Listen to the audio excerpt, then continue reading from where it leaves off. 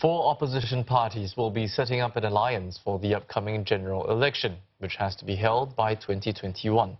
The People's Power Party told CNA the plan is to register with the Home Affairs Ministry's Registry of Societies by the end of the month and work to develop a common policy stance and manifesto.